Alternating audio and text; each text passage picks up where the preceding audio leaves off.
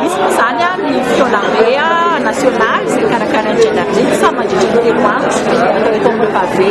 Izy io zany a dia andraisany mpisehatra rehetra eny amin'ny fiarahamonina eny amin'ny commune mpisehatra rehetra momba an'izay hoe miraleta sy ny fampandrosoana izay.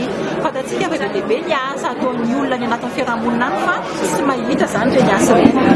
Dia ty toeran'ity zany a dia sehatra anankiray ahafahan'ny mpisehatra rehetra mitondra ny bonne pratique izay ataony any anatin'ny fiarahamonina ka hifampizarana izany bonne pratique izany satria mety misy asa tsara atao dia mba hoe hifampizarana amin'ny lamana izany. Izay zany ny tanjona voalohany.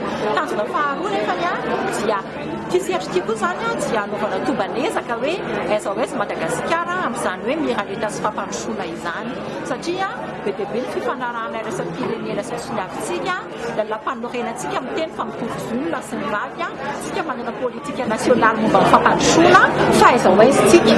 Izay koa zany anaovana ty sehatra ity ahafahantsika manao tombanezaka ny asa vita eto Madagasikara amin'izany miraleta sy fampandrosoana izany. Tena tsara mihitsy ary anisan'ny zavatra nangatahanay satria izahay moa tao anatin'ilay fiarahamonim-pirenena natsoina talohan'ilay tena francophonie zany misy an'ilay fivorina tao amin'ny Colbert dia izahay mihitsy zany anisan'ny nanao ezaka mba nidirana an'izay hoe fampiroborobory ny vehivavy amin'ny lafiny ara-ekônomika ao anatin'ny fehi-kevitra ny francophonie. Kazo lazaina zany fa tratra ny kasina satria tafiditra tao anatin'ilay fehi-kevitra nefa tsy ampy zany. Iny ihany ny fehi-kevitra fa inona amin'izay ilay asa tokony tena misy asa sy tsapain-tanana zany ho atao rehefa